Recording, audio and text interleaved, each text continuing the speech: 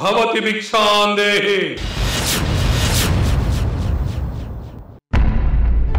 ವಿಪ್ರೋತ್ತಮರಿಗೆ ವಂದನೆಗಳು.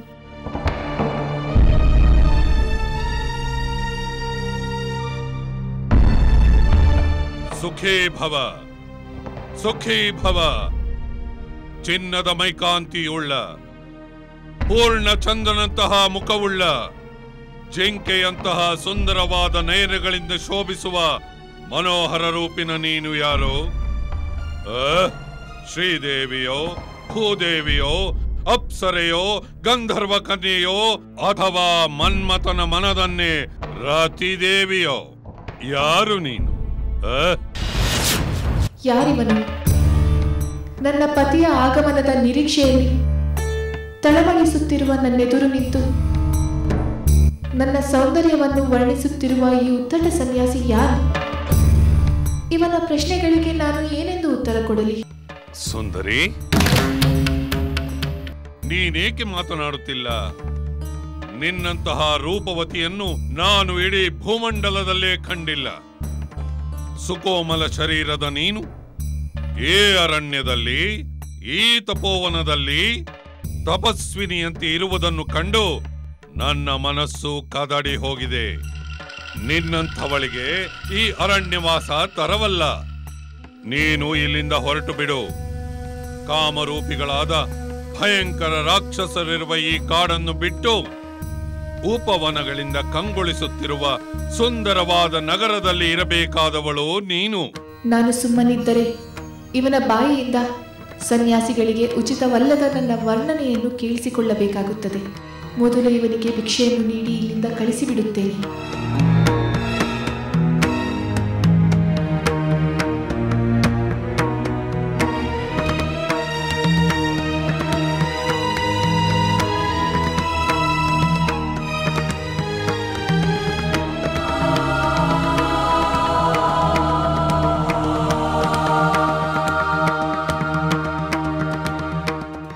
ಬ್ರಾಹ್ಮಣೋತ್ತಮ, ಅರಣ್ಯದಲ್ಲಿ ದೊರೆಯುವ ಉತ್ತಮವಾದ ಫಲಗಳನ್ನು ತಂದಿದ್ದೇನೆ. ದಯಮಾಡಿ ಸ್ವೀಕರಿಸಿ. ನಿಮ್ಮ ಜೋಳಿಗೆಯನ್ನು ಹಿಡಿಯಿರಿ. ಸುಂದರಿ, ನನ್ನ ಪ್ರಶ್ನೆಗೆ ನೀನು ಸಮಾಧಾನವನ್ನು ಹೇಳಲಿಲ್ಲ. ನಿನ್ನ ಉಪಚಾರ ಆಮೇಲಿರಲಿ. ಮೊದಲು ನನ್ನ ಕುತೂಹಲವನ್ನು ತಣಿಸು. ಇವನು ಬ್ರಾಹ್ಮಣ, ಮೇಲಾಗಿ ಅತಿಥಿ. ತಪಸ್ವಿ ಇದ್ದರೂ ಇರಬಹುದು. ಒಂದು ವೇಳೆ ನಾನು ಉತ್ತರ ಕೊಡದಿದ್ದರೆ ಶಾಪ ಕೊಟ್ಟರೂ ಕೊಡಬಹುದು. ವಿಪ್ರೋತ್ತಮ, ನಾನು ಮಿಥಿಲೆಯ ಜನಕ ರಾಜರ ಪುತ್ರಿ. ಸೀತೆ ಎಂದು ನನ್ನ ಹೆಸರು. ಅಯೋಧ್ಯೆಯ ದಶರಥ ಮಹಾರಾಜರ ಜ್ಯೇಷ್ಠ ಪುತ್ರ, ಶ್ರೀರಾಮಚಂದ್ರರ ಧರ್ಮಪತ್ನಿ. ದಶರಥ ಮಹಾರಾಜರು ಕಿರಿಯ ರಾಣಿ ಕೈಕೇಯಿಯವರಿಗೆ ಕೊಟ್ಟ ಮಾತಿನಂತೆ ನನ್ನ ಸ್ವಾಮಿ 14 ವರ್ಷ ವನವಾಸ ಮಾಡಲು ಅರಣ್ಯಕ್ಕೆ ಬಂದಿದ್ದಾರೆ.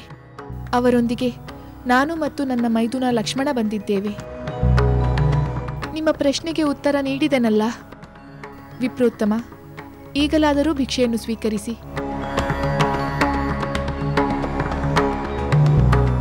ಸುಂದರಿ, ಸನ್ಯಾಸಿಗಳಾದವರು ಸಂಸಾರಿಗಳ ವಸತಿಯ ಗಡಿಯನ್ನು ದಾಟಬಾರದು.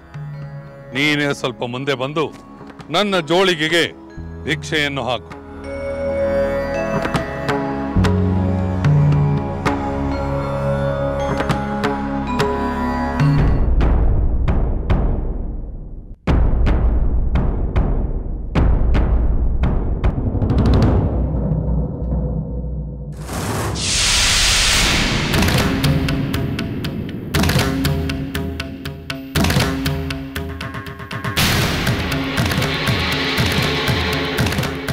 ಇವಳು ಆ ಗೆರೆಯನ್ನು ದಾಟಲು ಹಿಂದೆ ಮುಂದೆ ನೋಡುತ್ತಿದ್ದಾಳೆ.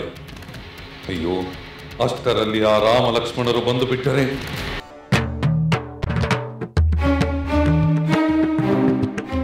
ಸುಂದರಿ, ಏಕೆ ಸುಮ್ಮನೆ ನಿಂತು ಬಿಟ್ಟೆ? ವಿಪ್ರೋತ್ತಮ, ನಾನು ಹೊರಗೆ ಬರಲಾಗದಂತೆ ನಿರ್ಬಂಧಿತಳಾಗಿದ್ದೇನೆ. ದಯಮಾಡಿ ನೀವೇ ಮುಂದೆ ಬಂದು ಭಿಕ್ಷೆಯನ್ನು ಸ್ವೀಕರಿಸಿ. ಸಾಧ್ಯವಿಲ್ಲ. ಗೃಹಿಣಿ ಧರ್ಮವನ್ನು ಪಾಲಿಸದ ನಿನ್ನ ಭಿಕ್ಷೆ ಯಾರಿಗೆ ಬೇಕಾಗಿದೆ? ಭಿಕ್ಷಾಂದೇಹಿ ಎಂದು ನಿನ್ನ ಬಾಗಿಲಿಗೆ ಬಂದ ಈ ಸನ್ಯಾಸಿಯನ್ನು ಅಪಚಾರ ಮಾಡಿದ ನೀನು ನನ್ನ ಶಾಪಕ್ಕೆ ಗುರಿಯಾಗುವೆ. ಅತಿಥಿ ಸತ್ಕಾರಕ್ಕೆ ಕಳಂಕ ತಂದ ನಿನ್ನನ್ನು ಲೋಕವೇ ನಿಂದಿಸುತ್ತದೆ.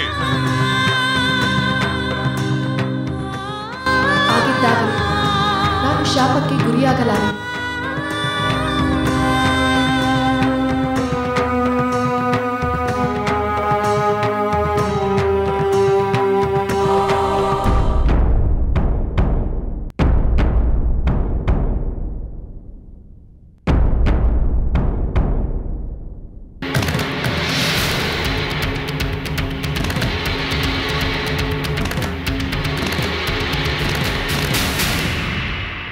ತೆಗೆದುಕೊಳ್ಳಿ, ಭಿಕ್ಷೆಯನ್ನು ಸ್ವೀಕರಿಸಿ.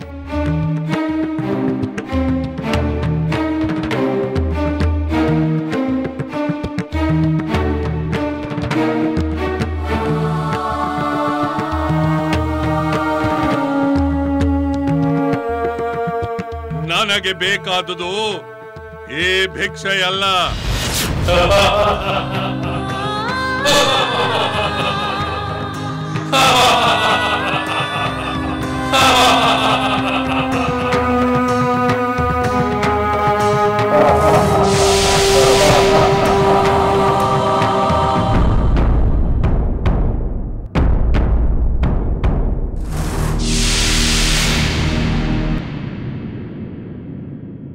ಎಲ್ಲವೋ ಮಾಯಾವಿ, ವಿಪ್ರನ ವೇಷದಲ್ಲಿ ನನ್ನನ್ನು ವಂಚಿಸಲು ಬಂದಿರುವ ನೀನ್ಯಾರು?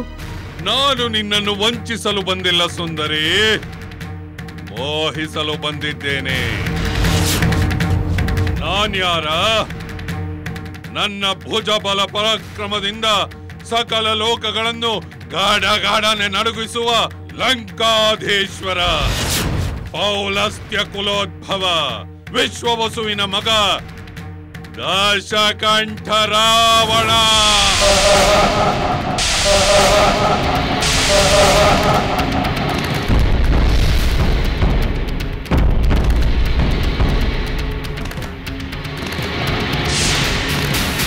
ಛೀ ನೀಚ! ಪೌಲಸ್ತ್ಯ ಮುನಿಯ ಕುಲದಲ್ಲಿ ಜನಿಸಿ ಪರಸ್ತ್ರೀಯನ್ನು ಮೋಹಿಸುತ್ತೇನೆ ಎಂದು ಹೇಳಲು ನಿನಗೆ ನಾಚಿಕೆಯಾಗುವುದಿಲ್ಲವೇ? ನಾನೇನು ಮಾಡಲಿ ಸುಂದರಿ? ನಿನ್ನನ್ನು ನೋಡಿದ ಕ್ಷಣ ನನ್ನ ಪತ್ನಿಯರ ಮೇಲಿನ ವ್ಯಾಮೋಹವೇ ಹೊರಟು ಹೋಗಿದೆ. ನಿನ್ನ ಮೇಲೆ, ಕೇವಲ ನಿನ್ನ ಮೇಲೆ ನನಗೆ ಅತೀವವಾದ ವ್ಯಾಮೋಹ ಉಂಟಾಗಿದೆ. ನನ್ನ ಅಂತಃಪುರದಲ್ಲಿ ನಾನಾ ದೇಶದ ಸುಂದರಿಯರಿದ್ದಾರೆ. ನೀನು ಅವರಿಗೆಲ್ಲ ಅಗ್ರಮಹಿಷಿಯಾಗು. ಸಮುದ್ರದ ಮಧ್ಯದಲ್ಲಿರುವ ನನ್ನ ಲಂಕಾನಗರಿಗೆ ನೀನೇ ಮಹಾರಾಣಿಯಾಗು. ಯಾರೋ ಏನೋ ಆಗಿದ್ದರೆ ನನಗೇನಾಗಬೇಕು? ನೀನು ನನ್ನ ವಿಷಯಗಳನ್ನೆಲ್ಲ ತಿಳಿದುಕೊಳ್ಳಬೇಕು ಸುಂದರಿ. ನೀನು ನನ್ನೊಡನೆ ಲಂಕೆಗೆ ಬಂದರೆ ಈ ಕಠಿಣವಾದ ವನವಾಸದ ಬದುಕನ್ನು ಕ್ಷಣ ಮಾತ್ರದಲ್ಲಿ ಮರೆತು ಬಿಡುವೆ. ನೀನು ನನ್ನ ಪತ್ನಿಯಾದರೆ ಸರ್ವಾಲಂಕಾರ ಭೂಷಿತಳಾಗಿ 5,000 ದಾಸಿಯರಿಂದ ಸೇವೆ ಮಾಡಿಸಿಕೊಳ್ಳುತ್ತಾ ಆನಂದದಿಂದಿರಬಹುದು. ಛೀ ದುರುಳ! ನಾನು ಮಹಾಗಿರಿಯಂತೆ ಅಚಲನಾದ, ಮಹಾ ಸಮುದ್ರದಂತೆ ಪ್ರಶಾಂತವಾದ, ಮಹೇಂದ್ರ ಸದೃಶರಾದ ನನ್ನ ಪತಿ ಶ್ರೀರಾಮನನ್ನು ಮಾತ್ರ ಅನುಸರಿಸತಕ್ಕವಳು. ದರಿದ್ರನಂತೆ ನಾರು ಮಡಿಯೊಟ್ಟು ವನಚಾರಿಯಾದ ಆ ರಾಮನಿಂದೇನಾಗಬೇಕು? ನನ್ನನ್ನು ಹಿಂಬಾಲಿಸು. ಶೂರನು ರಸಿಕನು ಆದ ರಾವಣನ ವಶಳಾಗು ಸುಂದರಿ. ಮಹೇಂದ್ರ ಸದೃಶರಾದ ನನ್ನ ಪತಿ ಶ್ರೀರಾಮನನ್ನು ಮಾತ್ರ ಅನುಸರಿಸತಕ್ಕವಳು. ದರಿದ್ರನಂತೆ ನಾರು ಮಡಿಯೊಟ್ಟು ವನಚಾರಿಯಾದ ಆ ರಾಮನಿಂದೇನಾಗಬೇಕು? ನನ್ನನ್ನು ಹಿಂಬಾಲಿಸು. ಶೂರನು ರಸಿಕನು ಆದ ರಾವಣನ ವಶಳಾಗು ಸುಂದರಿ. ಭ್ರಮೆ, ಬರೀ ಭ್ರಮೆ. ನರಿಯಂತಿರುವ ನೀನು ಸಿಂಹಿಣಿಯಂತಿರುವ ನನ್ನನ್ನು ಬಯಸುತ್ತಿರುವೆ. ಸೂರ್ಯನ ಪ್ರಭೆಗಳನ್ನು ಹೇಗೆ ಮುಟ್ಟಲು ಸಾಧ್ಯವಿಲ್ಲವೋ ನೀನು ಹಾಗೆ ನನ್ನನ್ನು ಮುಟ್ಟಲಾರೆ. ನಿನ್ನ ವ್ಯರ್ಥಾಲಾಪವನ್ನು ಬಿಡು. ನೀನು ಲಂಕೆಯಲ್ಲಿ ಈ ರಾವಣನ ಪಟ್ಟ ಮಹಿಷಿಯಾಗಿ ಮೆರೆಯಲೇಬೇಕು. ಮೂಢ! ರಾಘವನ ಪ್ರಿಯ ಪತ್ನಿಯಾದ ನನ್ನನ್ನು ಬಯಸಿ ನೀನು ನಿನ್ನ ಕಣ್ಣುಗಳನ್ನು ಮುಳ್ಳುಗಳಿಂದ ಚುಚ್ಚಿಕೊಳ್ಳುತ್ತಿರುವೆ. ಕತ್ತಿಯ ಅಲಗನ್ನು ನಾಲಿಗೆಯಿಂದ ನೆಕ್ಕುತ್ತಿರುವೆ. ಕೊರಳಿಗೆ ಕಲ್ಲನ್ನು ಕಟ್ಟಿಕೊಂಡು ಸಮುದ್ರವನ್ನು ದಾಟುವ ಮೂರ್ಖನಂತೆ ನೀನು ನನ್ನನ್ನು ಬಯಸುತ್ತಿರುವೆ. ಸುಂದರಿ, ಆ ರಾಮನ ಮೇಲಿನ ಕುರುಡು ಪ್ರೇಮದಿಂದ ನನ್ನ ಮಹಾಶಕ್ತಿಯನ್ನು ಅರಿಯದಿರುವೆ. ಮಹಾಶಕ್ತಿ? ಎಂತಹ ಮಹಾಶಕ್ತಿ? ಕಳ್ಳನಂತೆ ನನ್ನನ್ನು ಅಪಹರಿಸಲು ಬಂದಿರುವ ನಿನ್ನ ಮಹಾಶಕ್ತಿಯನ್ನು ಅಭಿನಂದಿಸಬೇಕೆ? ನೀನೆಲ್ಲಿ? ನನ್ನ ರಾಮನೆಲ್ಲಿ? ಅಮೃತಕ್ಕೂ ನವಣಿಯ ಗಂಜಿಗೂ ಎಲ್ಲಿಂದ ಎಲ್ಲಿಯ ಹೋಲಿಕೆ? ಸಾಕು ಮಾಡು ಆ ನಿನ್ನ ರಾಮನ ಗುಣಗಾನವನ್ನು. ನನ್ನ ಪ್ರತಾಪವನ್ನು ಕೇಳು. 10 ತಲೆಗಳ ದಶಕಂಠನಾದ ನನಗೆ ದೇವದಾನವ ಯಕ್ಷ ಗಂಧರ್ವ ಕಿನ್ನರ ಕಿಂಪುರುಷಾದಿಗಳು ಹೆದರಿ ಗಾಢನೆ ನಡುಗುತ್ತಾರೆ. ಮೃತ್ಯುವಿಗೆ ಮೃತ್ಯುವಾಗಿರುವ ನಾನು ನಿನ್ನನ್ನು ಮೋಹಿಸಿರುವುದಕ್ಕೆ ನೀನು ಹೆಮ್ಮೆ ಪಡಬೇಕು ಸುಂದರಿ. ನನ್ನೊಂದಿಗೆ ಬಾ. ಛೀ ನೀಚ, ದೂರ ಸೆರೆ. ಇಷ್ಟರಲ್ಲೇ ಲಕ್ಷ್ಮಣನೊಂದಿಗೆ ಬರುವ ನನ್ನ ಸ್ವಾಮಿ ನಿನ್ನ ನಿರ್ನಾಮ ಮಾಡುತ್ತಾರೆ. ಸ್ವಾಮಿ? ಇನ್ನೆಲ್ಲಿಯ ಸ್ವಾಮಿ? ಮಾಯಾ ಜಿಂಕೆಯಿಂದ ದಿಕ್ಕು ತಪ್ಪಿ ಅರಣ್ಯದಲ್ಲೆಲ್ಲೋ ಅಲೆದಾಡುತ್ತಿರುತ್ತಾನೆ. ಎಲೈ ಸುಂದರಿ, ಆ ನಿನ್ನ ರಾಮನು ಬಹಳ ದೂರ ಹೋಗಿರುತ್ತಾನೆ. ಅವನು ಇಲ್ಲಿಗೆ ಬಂದು ಸೇರುವಷ್ಟರಲ್ಲಿ ನಾವು ಎಲ್ಲಿರುವುದಿಲ್ಲ. ಅಗೋ ನೋಡು ನನ್ನ ಪುಷ್ಪಕ ವಿಮಾನ. ನಿನ್ನ ಯಾವ ಪ್ರಲೋಭನೆಗಳಿಗೂ ನಾನು ಒಳಗಾಗುವವಳಲ್ಲ. ಏ ಸುಂದರಿ, ಇದು ಅಂತಿಂತ ವಾಹನವಲ್ಲ. ಕ್ಷಣಾರ್ಧದಲ್ಲಿ ಆಕಾಶ ಮಾರ್ಗದಲ್ಲಿ ಎಲ್ಲೆಂದರಲ್ಲಿಗೆ ಕರೆದೊಯ್ಯುವುದು. ಅದರಲ್ಲಿ ಕುಳಿತು ನದಿ, ಸಾಗರ, ಆಕಾಶ ಹೀಗೆ ಮೋಡಗಳಲ್ಲೂ ನಾವು ಸಂಚರಿಸಬಹುದು. ಇದನ್ನು ನಾನು ನನ್ನ ಭುಜಬಲದ ಪರಾಕ್ರಮದಿಂದ ಕುಬೇರನಿಂದ ವಶಪಡಿಸಿಕೊಂಡಿದ್ದೇನೆ. ಇದರಲ್ಲಿ ಸಂಚಾರ ಮಾಡುವ ಭಾಗ್ಯ ನನಗೆ ಒದಗಿತಲ್ಲ ಎಂದು ನೀನು ಸಂತೋಷ ಪಡಬೇಕು, ಹೆಮ್ಮೆ ಪಡಬೇಕು. ಛೀ ದುಷ್ಟ! ಕುಲಸ್ತ್ರೀಯರು ತಮ್ಮ ಪತಿವ್ರತಾ ಧರ್ಮವನ್ನು ನಿಷ್ಠೆಯಿಂದ ಪಾಲಿಸುತ್ತಾರೆ ವಿನಃ ನಿನ್ನಂತಹ ನೀಚನ ವೈಭವವನ್ನು ತೃಣಕ್ಕಿಂತ ಕಡೆಯಾಗಿ ಭಾವಿಸುತ್ತಾರೆ. ಎಲ್ಲವೋ ರಾವಣ, ನನ್ನ ರಾಮನ ಶಕ್ತಿ ಸಾಮರ್ಥ್ಯಗಳ ಅರಿವಿಲ್ಲದೆ ಅವಿವೇಕದಿಂದ ವರ್ತಿಸುತ್ತಿರುವೆ. ನಿನ್ನ ಈ ಉದ್ದಟ ನಡವಳಿಕೆಗೆ ನನ್ನ ಪತಿ ತಕ್ಕ ಶಾಸ್ತಿಯನ್ನು ಮಾಡುತ್ತಾರೆ. ಸುಂದರಿ, ಯಾರಿಗೆ ಬೆದರಿಸುತ್ತಿರುವೆ? ನನಗೆ? ನಾನು ಯಾರ ಬೆದರಿಕೆಗೂ ಬಗ್ಗುವನಲ್ಲ. ನನ್ನ ಮುಖವನ್ನು, ಪ್ರಚಂಡ ರಾವಣನ ಮುಖವನ್ನು ನೋಡಿದೊಡನೆ ಇಂದ್ರಾದಿ ದೇವತೆಗಳು ಗಾಢನೆ ನಡುಗುತ್ತಾರೆ. ನಾನಿರುವಿಡೆ ಗಾಳಿಯು ತಂಪಾಗಿ ಬೀಸುತ್ತದೆ. ಸೂರ್ಯನು ತನ್ನ ತೀಕ್ಷ್ಣತೆಯನ್ನು ಕಡಿಮೆ ಮಾಡಿಕೊಳ್ಳುತ್ತಾನೆ. ನದಿಗಳು ನಿಧಾನವಾಗಿ ಹರಿಯುತ್ತವೆ. ಸುಂದರಿ, ಇನ್ನು ನನಗೆ ಹೆಚ್ಚು ಸಮಯವಿಲ್ಲ. ಬಾ ನನ್ನೊಡನೆ. ಸುಂದರಿ, ನಿಲ್ಲು. ನನ್ನ ಸಹನೆಯನ್ನು ಪರೀಕ್ಷಿಸಬೇಡ. ಪುಷ್ಪಕ ವಿಮಾನವನ್ನು ಏರು. ದುಷ್ಟ, ದಾರಿ ಬಿಡು. ಇನ್ನೇನು ಬರುವ ನನ್ನ ಸ್ವಾಮಿ ನಿನ್ನ ವಂಚನೆಯ ಸಂಚನ್ನು ಧೂಳಿಪಟ ಮಾಡುತ್ತಾರೆ. ಆ ರಾಮನು ಬಂದರೆ ತಾನೆ. ಅವನು ಬರುವನೆಂಬ ಭ್ರಮೆ ಬೇಡ ನಿನಗೆ. ಅವನಿಗಾಗಿ ಏಕೆ ಹಂಬಲಿಸುವೆ? ರಾಜ್ಯ ಭ್ರಷ್ಟನಾದ ಅವನನ್ನು ಹಿಂಬಾಲಿಸಿ ನೀನು ಪಡೆದ ಸುಖವಾದರೂ ಏನು? ದಟ್ಟವಾದ ಈ ಅರಣ್ಯದಲ್ಲಿ ತಾಪಸಿ ಜೀವನ, ಪರ್ಣಕುಟಿಯಲ್ಲಿ ವಾಸ, ನಾರು ಮಡಿ, ಗೆಡ್ಡೆ ಗೆಣಸುಗಳ ಆಹಾರ. ನಿನ್ನಂತ ಸುಂದರಿಗೆ ಇದು ತಕ್ಕುದಲ್ಲ. ರಾಕ್ಷಸರ ರಾಜನಾದ ಲಂಕಾಧೀಶ್ವರ ರಾವಣ ನಿನ್ನನ್ನೇ ಅರಸಿ ಬಂದಿದ್ದಾನೆ. ಅದನ್ನು ನಿರಾಕರಿಸಬೇಡ. ಸುಮ್ಮನೆ ನನ್ನೊಡನೆ ನಡಿ. ಮೂಢ! ಸರ್ವಲೋಕದ ಜನರು ಪೂಜಿಸುವ ಆ ಕುಬೇರನ ಸೋದರನಾಗಿ ನೀನು ಇಂಥ ಪಾಪ ಕಾರ್ಯವನ್ನು ಮಾಡುತ್ತಿರುವೆಯಲ್ಲ. ಜಿತೇಂದ್ರಿಯನಲ್ಲದ ಕ್ರೂರಿಯಾದ ನಿನ್ನನ್ನು ರಾಜನಾಗಿ ಹೊಂದಿರುವ ಆ ರಾಕ್ಷಸ ಕುಲ ನಿನ್ನ ಕಾರಣದಿಂದಲೇ ನಾಶವಾಗುತ್ತದೆ. ಲೋಕಗಳೇ ಸರ್ವನಾಶವಾದರೂ ರಾವಣನು ನಾಶವಾಗುವುದಿಲ್ಲ. ಅಜೇಯನಾದ ಈ ಪ್ರಚಂಡ ರಾವಣನನ್ನು ನಾಶಪಡಿಸಲು ಯಾರಿಂದಲೂ ಸಾಧ್ಯವಿಲ್ಲ. ವಿಯೋಗದ ದುಃಖಕ್ಕೆ ಎಣೆಯಿಲ್ಲವಂತೆ ವಿಧಿನೇದ ಬಲೆಯೋ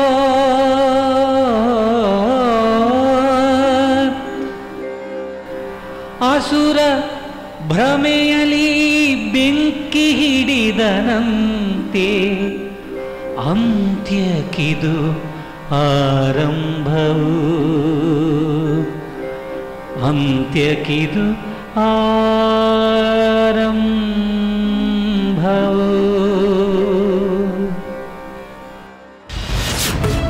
ಅಯ್ಯೋ ಮೂರ್ಖ! ಇಂದ್ರನ ಪತ್ನಿ ಶಚಿದೇವಿಯನ್ನು ಅಪಹರಿಸಿ ಬದುಕಿದರೂ ಬದುಕಬಹುದು, ಆದರೆ ರಾಮನ ಪತ್ನಿಯಾದ ನನ್ನನ್ನು ಅಪಹರಿಸಿ ಖಂಡಿತ ನೀನು ಬದುಕಿರಲಾರೆ. ಏ ಸುಂದರಿ, ನನ್ನ ಶಕ್ತಿ ಸಾಮರ್ಥ್ಯಗಳನ್ನರಿಯದೆ ಬಡಬಡಿಸುತ್ತಿರುವೆ.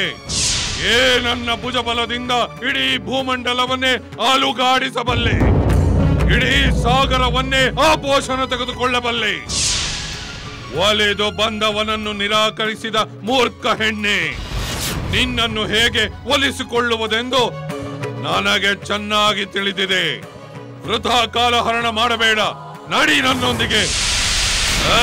ಸ್ವಾಮಿ, ಸ್ವಾಮಿ, ಸ್ವಾಮಿ, ನನ್ನನ್ನು ರಕ್ಷಿಸಿ! ಈ ದುಷ್ಟ ನನ್ನನ್ನು ಅಪಹರಿಸಿಕೊಂಡು ಹೋಗುತ್ತಿದ್ದಾನೆ. ಲಕ್ಷ್ಮಣ, ಲಕ್ಷ್ಮಣ, ನನ್ನನ್ನು ರಕ್ಷಿಸು!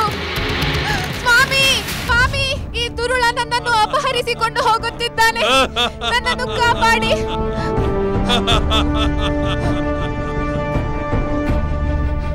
ಲಕ್ಷ್ಮಣ, ಸ್ವಾಮಿ, ಕಾಪಾಡಿ ನನ್ನನ್ನು. ನೀಚ, ಬಿಡು ನನ್ನನ್ನು. ಸ್ವಾಮಿ, ರಾಘವ ನನ್ನ ಮೊರೆ ಕೇಳಿಸದೆ ಧರ್ಮದ ಸಲುವಾಗಿ ಸುಖ ಭೋಗಗಳನ್ನೇ ತ್ಯಜಿಸಿದ ನೀವು ನಿಮ್ಮ ಧರ್ಮ ಪತ್ನಿಯನ್ನು ಈ ದುರುಳ ಅಧರ್ಮದಿಂದ ಅಪಹರಿಸುತ್ತಿರುವುದು ನಿಮಗೆ ಕಾಣುತ್ತಿಲ್ಲವೇ? ಕಾಣುತ್ತಿಲ್ಲವೇ? ಕಂಡರು ಆ ನಿನ್ನ ರಾಮ ಲಕ್ಷ್ಮಣರು ನಮ್ಮನ್ನು ಹಿಂಬಾಲಿಸಲಾರರು, ಏಕೆಂದರೆ ಅವರಿರುವುದು ಭೂಮಿಯಲ್ಲಿ, ನಾವಿರುವುದು ಆಕಾಶದಲ್ಲಿ. ಪಾಪಿ, ನೀಚಾದಿ ನೀಚ ನೀನು! ಕಾಲವಶನಾಗಿ ನೀನು ನಿನ್ನ ಮೃತ್ಯುವನ್ನು ನೀನೇ ಆಹ್ವಾನಿಸುತ್ತಿರುವೆ. ನಿನ್ನ ಈ ಕ್ರೂರ ಕರ್ಮದ ಫಲಿತಾಂಶವನ್ನು ಅರಿಯದೆ ಅನಾಗರಿಕನಂತೆ ಅಟ್ಟಹಾಸ ಮಾಡಬೇಡ. ನನ್ನ ರಾಮನಿಂದ ನಿನ್ನ ಮರಣಕ್ಕೆ ನೀನೇ ಮುನ್ನುಡಿಯನ್ನು ಬರೆದುಕೊಂಡಿರುವೆ. ಮರಣ, ನನಗೆ ಮರಣ. ಏ ದಶಕಂಠ ರಾವಣನಿಗೆ ಮರಣ. ಏ ಸುಂದರಿ, ಆ ಮರಣವೇ ಕರುಣೆಗಾಗಿ ನನ್ನ ಬಳಿ ಬಂದು ಅಂಗಲಾಚುವುದೆಂದು ನಾನು ನಿನಗೆ ಎಷ್ಟು ಬಾರಿ ತಿಳಿಸಿಲ್ಲ? ಸ್ವಾಮಿ, ಕೌಸಲಾನಂದನ ರಾಮಚಂದ್ರ ಒಂಟಿಯಾಗಿದ್ದ ನನ್ನನ್ನು ಈ ರಾಕ್ಷಸ ಧಾಮ ಅಪಹರಿಸಿ ಒಯ್ಯುತ್ತಿದ್ದಾನೆ. ನೋಡಿ ಸ್ವಾಮಿ, ಕಾಪಾಡಿ, ಕಾಪಾಡಿ ಸ್ವಾಮಿ. ಅಯ್ಯೋ, ಇದೇನು? ಶ್ರೀರಾಮಚಂದ್ರ ಧರ್ಮಪತ್ನಿ ಪರಮ ಪಾವನಳಾದ ಸೀತಾದೇವಿಯನ್ನು ದುಷ್ಟರಾವಣ ಹೊತ್ತೊಯ್ಯುತ್ತಿರುವನಲ್ಲ. ಇದು ಹೇಗೆ ಸಾಧ್ಯ? ರಾಮ ಲಕ್ಷ್ಮಣರು ಎಲ್ಲಿ ಹೋದರು? ಅವರೆಲ್ಲಿದ್ದಾರೆ?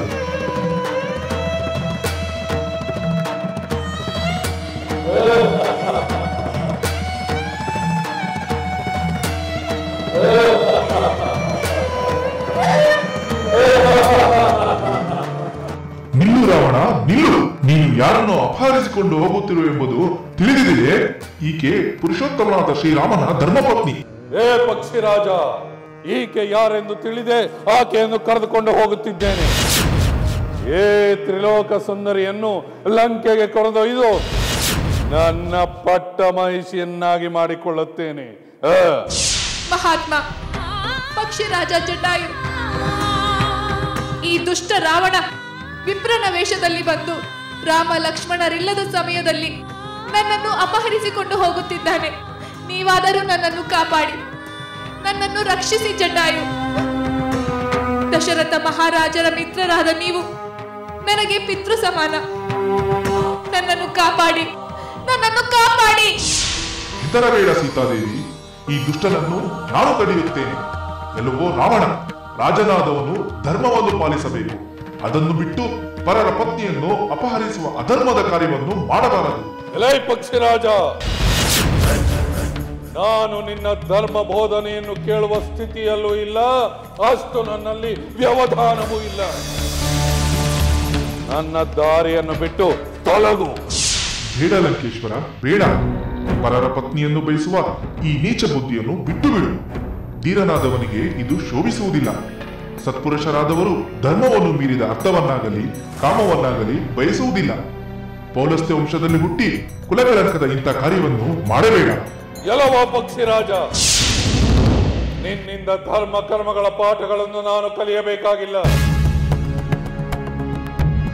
ನನ್ನದು ಅಧರ್ಮವೋ? ರಾಮ ಲಕ್ಷ್ಮಣರು ನನ್ನ ಸೋದರಿಯ ಕಿವಿ ಮೂಗುಗಳನ್ನು ಕತ್ತರಿಸಿ ವಿರೂಪಗೊಳಿಸಿದ್ದು ಧರ್ಮವೋ? ಅದಕ್ಕೆ ಪ್ರತೀಕಾರವಾಗಿಯೇ ಏ ಸೀತಾಪಹರಣ. ನಾನು ನಂಬುವುದಿಲ್ಲ. ಹಾಗೇನಾದರೂ ಆಗಿದ್ದರೆ ಅದಕ್ಕೆ ಪ್ರಬಲವಾದ ಕಾರಣವೇ ಇರಬೇಕು. ನಿನ್ನ ಸೋದರಿ ಅಂತ ಘನವಾದ ಅಪರಾಧವನ್ನೇ ಮಾಡಿರಬೇಕು. ಅಪರಾಧವಿಲ್ಲದೆ ರಾಮಚಂದ್ರ ಅಂತ ಶಿಕ್ಷೆ ಕೊಡುವುದು ಸಾಧ್ಯವೇ ಇಲ್ಲ ಎಂದು ಯೋಚಿಸಬಾರದೆ? ನಿನ್ನಂತಹ ಎಕ್ಕಶ್ಚಿತ್ ಪಕ್ಷಿಗೆ ಸಾಕ್ಷಿಯನ್ನು ತಂದು ನಿಲ್ಲಿಸಬೇಕೆ? ಅದರ ಅಗತ್ಯವಿಲ್ಲ ರಾಮ. ಅಂದು ಅಲ್ಲಿ ಏನು ನಡೆದಿದೆಂಬುದು ನನಗೆ ಚೆನ್ನಾಗಿ ತಿಳಿದಿದೆ.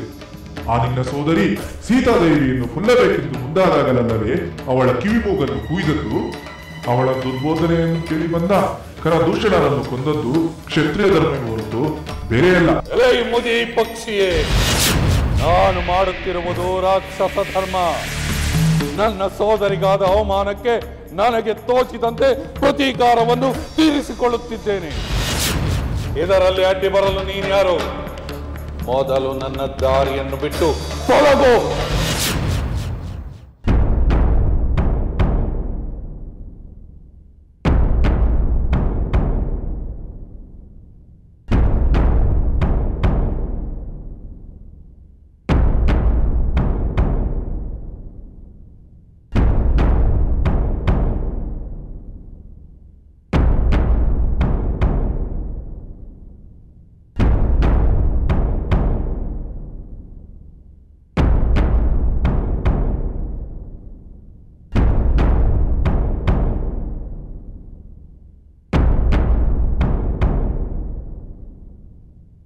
ಲಕ್ಷ್ಮಣ, ನಮ್ಮ ಪರ್ಣಕುಟೀರ ಕಾಣಿಸುತ್ತಿದೆ,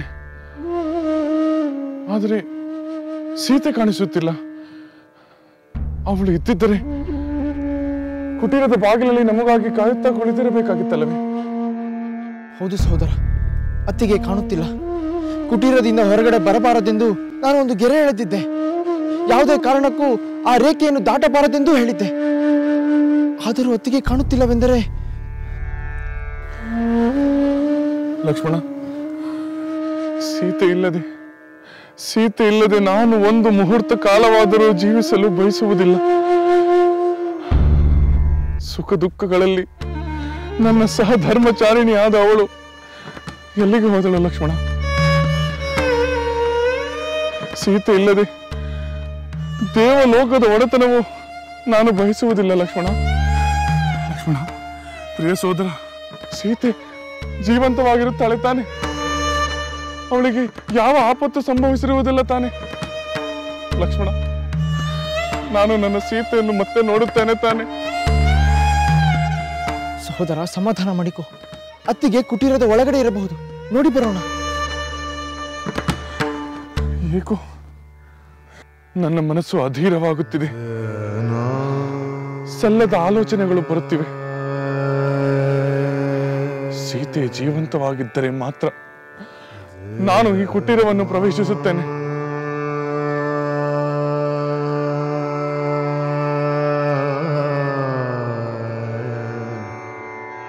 ಅವಳು ಮರಣಿಸಿದ್ದರೆ ನಾನು ಇಲ್ಲಿಯೇ ಪ್ರಾಣ ತ್ಯಾಗ ಮಾಡುತ್ತೇನೆ. ಲಕ್ಷ್ಮಣ ಹೇಳು,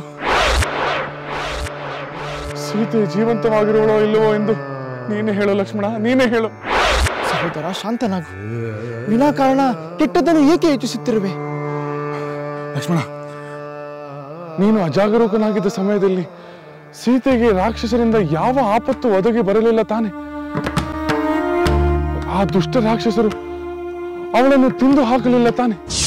ಇಲ್ಲ ಸಹೋದರ, ಹಾಗೆ ಆಗುವುದಕ್ಕೆ ಸಾಧ್ಯವೇ ಇಲ್ಲ. ಹಾಗೇನಾದರೂ ಆಗಿದ್ದರೆ ನಾನು ಸೀತೆಯ ವಿರಹದಿಂದ ಸತ್ತು ಹೋಗುತ್ತೇನೆ ಲಕ್ಷ್ಮಣ.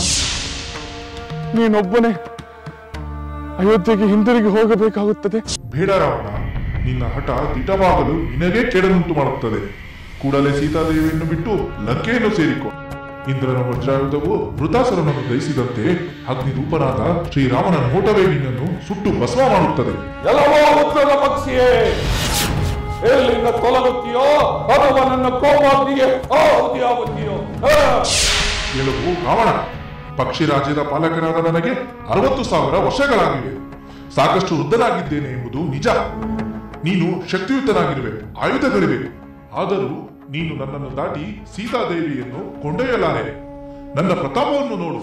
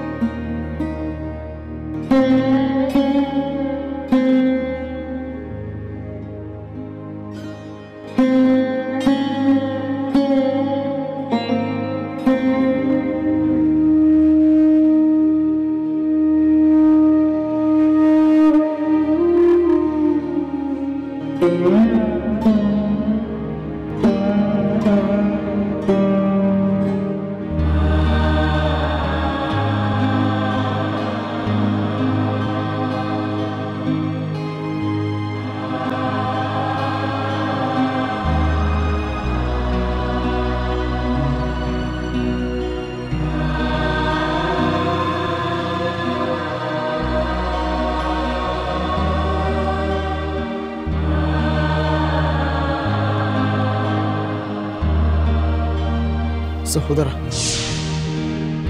ಅತ್ತಿಗೆ ಕುಟೀರದ ಒಳಗಾಗಲಿ ಹೊರಗಾಗಲಿ ಎಲ್ಲೂ ಕಾಣುತ್ತಿಲ್ಲ. ಅವರು ನಾನು ಹಾಕಿದ ರೇಖೆಯನ್ನು ದಾಟಿರುವುದಂತೂ ಸತ್ಯ.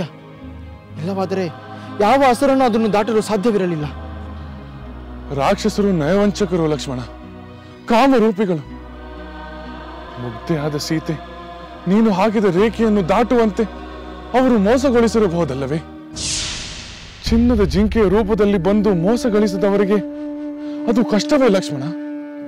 ಕಪಟಿಯಾದ ದುರಾತ್ಮನಾದ ಮಾರೀಚ ನನ್ನ ಧ್ವನಿಯಲ್ಲಿ ಕೂಗಿದ್ದನ್ನು ಕೇಳಿ ನಿಮ್ಮಿಬ್ಬರಿಗೆ ಭಯವಾಗಿರುತ್ತದೆ. ಅದು ರಾಕ್ಷಸ ಮಾಯೆ ಎಂದು ನೀನು ನಂಬಿರಬಹುದು ಲಕ್ಷ್ಮಣ. ಆದರೆ ಸೀತೆಗೆ ಅದು ನಂಬಿಕೆ ಬಂದಿರುವುದಿಲ್ಲ. ಭಯ ವಿಪರೀತವಾಗಿ ಅವಳು ನಿನ್ನನ್ನು ನನ್ನ ಸಹಾಯಕ್ಕೆ ಹೋಗುವಂತೆ ಬಲವಂತಪಡಿಸಿರುತ್ತಾಳೆ. ಹೌದು ಸಹೋದರ, ನಿನ್ನ ಮಾತು ನಿಜ. ನಾನು ಎಷ್ಟು ಹೇಳಿದರೂ ಅತ್ತಿಗೆಗೆ ನಂಬಿಕೆ ಬರಲಿಲ್ಲ. ಆದರೆ ನೀನು ತಪ್ಪು ಮಾಡಿದೆ ಲಕ್ಷ್ಮಣ. ಸೀತೆ ಒಬ್ಬಳನ್ನೇ ಬಿಟ್ಟು ಬಂದು ನೀನು ಮಹಾ ತಪ್ಪು ಮಾಡಿದೆ. ಖರ ದೂಷಣರ ವಧೆಯಿಂದ ಕೆರಳಿದ ರಾಕ್ಷಸರು ಸಂಚು ಮಾಡಿ ನಮ್ಮನ್ನು ದೂರ ಮಾಡಿ ಸೀತೆಯನ್ನು ಅಪಹರಿಸಿರಬಹುದು. ಅವಳನ್ನು ಕೊಂದು ಹಾಕಿದ್ದರೆ ಏನು ಗತಿ? ಸಹೋದರ, ಬೇಡ, ಅಂತ ಕೆಟ್ಟ ಯೋಚನೆ ಮಾಡಬೇಡ.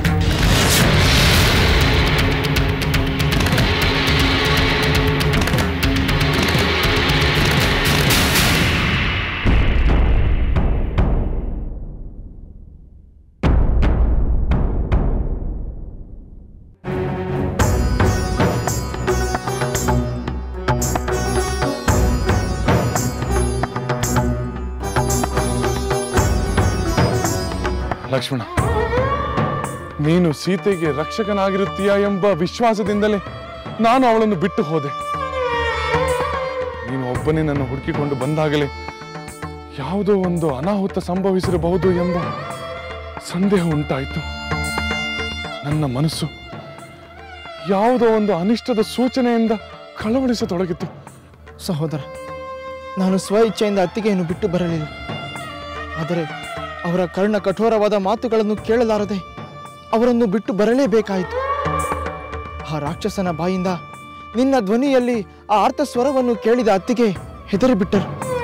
ದುಃಖದಿಂದ ಆವೇಶಭರಿತರಾಗಿ ನಿನ್ನ ಸಹಾಯಕ್ಕೆ ಹೋಗುವಂತೆ ಮತ್ತೆ ಮತ್ತೆ ಒತ್ತಾಯಿಸಿದರು.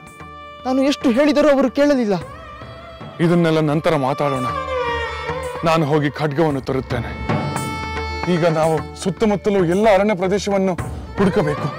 ಆಗಲಿ ಸಹೋದರ, ಹಾಗೆಯೇ ಮಾಡೋಣ.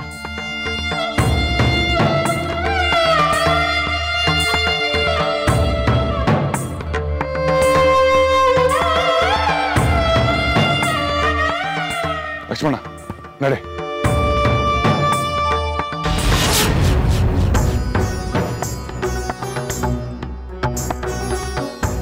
ಸೀತೆ, ನೀನು ಹೆದರಬೇಡ. ನಾನು ನಿನ್ನನ್ನು ಸುರಕ್ಷಿತವಾಗಿ ರಾಮಲಕ್ಷ್ಮಣರಿಗೆ ಒಪ್ಪಿಸುತ್ತೇನೆ.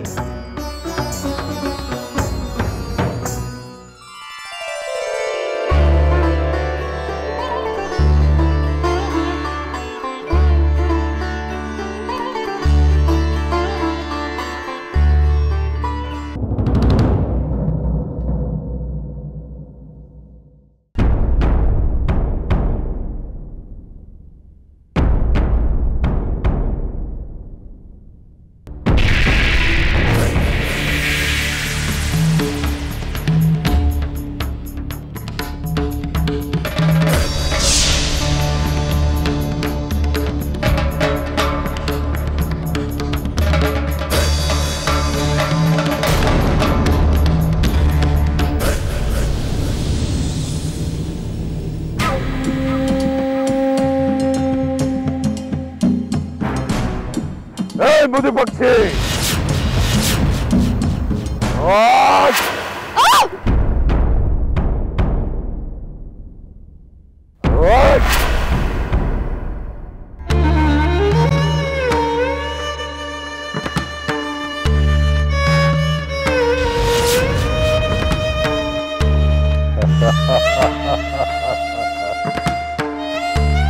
ಎಲೈ ಮುದಿ ಪಕ್ಷಿಯೇ, ನನಗೆ ಪಂಥ ಆಹ್ವಾನ ನೀಡುತ್ತೀಯ?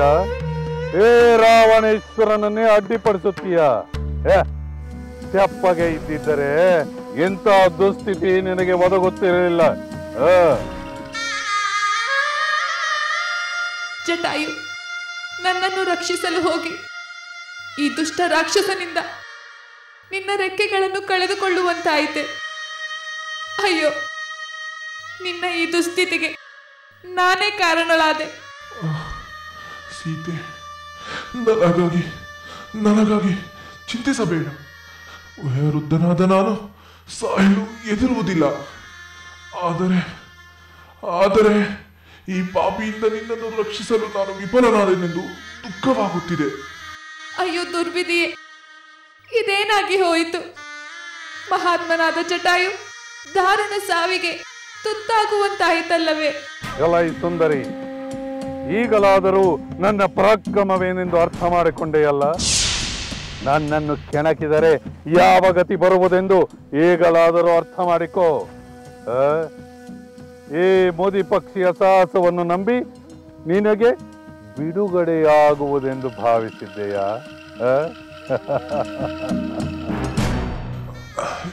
ನೀಚರಾವಣ, ವಯಸ್ಸಾದ ನನ್ನನ್ನು ಕೊಂದು ನೀನು ಮಹಾವೀರನೆಂದು ಕೊಚ್ಚಿಕೊಳ್ಳಬೇಡ. ನೀನು ನಿಜವಾದ ವೀರನೇ ಆಗಿದ್ದರೆ ರಾಮನೊಡನೆ ಯುದ್ಧ ಮಾಡು. ಆಗ ನಿನ್ನ ಸೋದರರಾದ ಆಕರ ದೂಷಣರಂತೆ ನೀನು ಹತನಾಗಿ ನೆಲಕ್ಕೆ ಬೀಳುವೆ. ಸಾಕು ಮಾಡು. ಸಾಯುವ ಸಮಯದಲ್ಲಿ ಪೌರುಷದ ಮಾತುಗಳನ್ನಾಡಬೇಡ.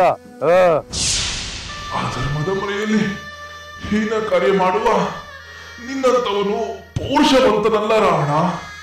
ನನ್ನ ರೆಕ್ಕೆಗಳನ್ನು ಕತ್ತರಿಸಿ ವೀರನೆಂದು ಹೆಮ್ಮೆ ಪಡುವ ನಿನ್ನ ಅಹಂಕಾರಕ್ಕೆ ಧಿಕ್ಕಾರವಿರಲಿ. ನಿನ್ನ ಧಿಕ್ಕಾರ ನನಗೇನು ಮಾಡಬಲ್ಲದು? ಸ್ವಲ್ಪ ಹೊತ್ತಿನಲ್ಲೇ ಸತ್ತು ಹೆಣವಾಗುವ ನೀನು ನನ್ನನ್ನೇನು ಮಾಡಲಾರೆ. ನೋಡುತ್ತಿರು, ನೀನು ನೋಡುತ್ತಿರುವಂತೆಯೇ ಈ ಸೀತೆಯನ್ನು ನಾನು ಆಕಾಶ ಮಾರ್ಗದಲ್ಲಿ ಕೊಂಡೊಯ್ಯುತ್ತೇನೆ. ನೀಚ, ಬಿಡು ನನ್ನನ್ನು, ಬಿಡು ನನ್ನನ್ನು, ಜಟಾಯು. ನೀಚ, ಬಿಡು, ಬಿಡು ನನ್ನನ್ನು, ಜಟಾಯು.